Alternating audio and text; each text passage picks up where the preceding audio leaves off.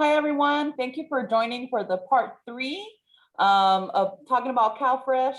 It's Elizabeth from the Multicultural Student Center. We have Paul in here joining us representing CalFRESH and the Family Resource Center. And then we also have Jolene from Student Life. So we're gonna just follow up with some end questions. And the first question that I have for you, Paul, is how old, is there any time limitations of how old you can be? Is there like how young can you be and how old can you be to get food stamps? If you could kind of dig deep onto that part. And yeah, just go ahead and feel free to answer. Yeah, so there's no age limit on CalFRESH benefits, although there are different eligibility criteria for different age groups, such as those for 60 and older.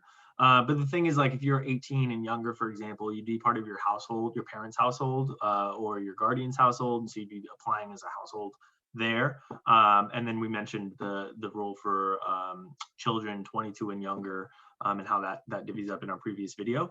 In terms of time limit, there's also generally no time limit on CalFRESH benefits, which is a major distinction from other public programs like CalWorks, commonly known as welfare. That one times out after 5 years. So not the case for CalFRESH. Generally, households who are approved for CalFRESH benefits enter a certification period following their approval. So this period can last anywhere from like 1 month up to a year for most people. And folks apply for recertification near the end of that period so that their benefits are extended without interruption. So it's commonly happened in my own experience as a CalFRESH participant is like a 6 months review where I had to fill out my SAR-7 report with eligibility information and then a 1-year recertification form. So every year you basically have to kind of get a recertification, but there's no point that's like year 6, no more CalFRESH. There's nothing that says anything like that, right? Is that what Absolutely. I'm understanding? Yeah, absolutely. And again, like kind of the common refrain through all of this is it's really important to get connected in your community and to find advocates who can help you and support you in that process. Like, you know, for example, I remember 1 year I turned my SAR-7 and then my food benefits stopped. I stopped getting them. And, you know, it was through finding help that I was able to reapply. And not only was I able to reapply, but I regained all of those benefits that I had lost. So they provided me since they had underpaid me, they provided me for those benefits as a CalFRESH participant, and that was a huge help. So that kind of help is available in the community. There is some, you know, logistics that goes into filling out these recertification, but the key thing is that there's support for it. So yeah.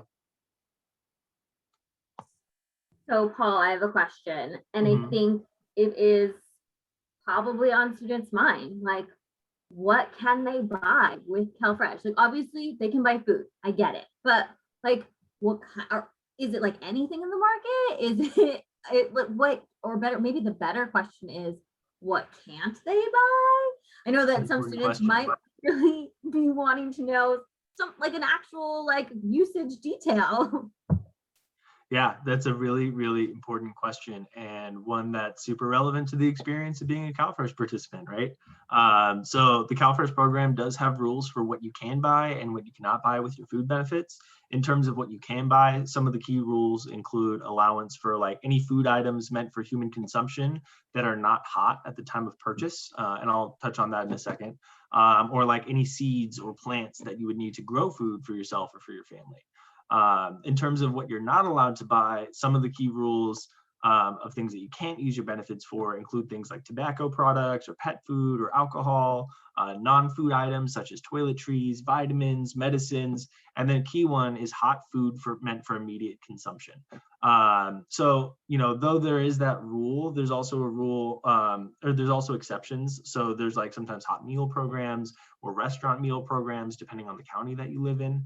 But unfortunately, like those programs aren't super expansive. So it is a challenge to navigate, you know, making sure you go and get your groceries ahead of time, or maybe go to a place like Trader Joe's where you can buy like cold lunches, or lunches that are just not hot at the time that you purchase them.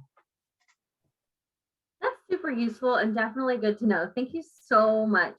So as we're starting to wrap up our 3-part series, I know that you have a really useful handy dandy flyer that I'd love for you to share with us and talk us through a little bit. Yeah, absolutely. Let me get that pulled up for us. Awesome. Thank you again so much for sharing all this information. I know it's so useful to our students. Oh, there we go. Totally. Thank you for the space. So this is a CalFRESH flyer for the Fremont Family Resource Center. The Fremont Family Resource Center is a division of the Human Services Department in the city of Fremont, as well as a nonprofit. It helps lead a collaborative of over 20 different state, county, local agencies, nonprofit agencies in the community. So it's a one-stop shop for going and finding resources that can address your needs, and finding out how to get connected with people who can help you navigate that process. So this flyer is for CalFRESH specifically, and we have a phone number here that students can call, as well as a URL that they can apply to CalFRESH on their own. This QR code will take them to that. It'll be posted on this post. And it's really helpful to use the Fremont Family Resource Center because you'll be connected to advocates who can help you in the long term instead of just the immediate application process. It's helpful to have someone there at the immediate application process. It's also helpful to have someone down the line. So this is one way to go about that. So useful. Can't say how much we appreciate you sharing that information with us, answering all of our questions, and getting to know you a little bit more. It's been fun, huh, Elizabeth? Well, as we wrap up, I do want to mention one more thing. The Ohlone Student Life Office does house the Ohlone Pantry, which is another resource for our students to get some free food. And we have that application on our website. So you can just go to ohlone.edu and find that right there in the student life section of the website. So with all that being said, thanks so much for joining us. We hope you found these videos helpful, and we are here to help you with your CalFRESH needs. Bye, everyone. Bye, community.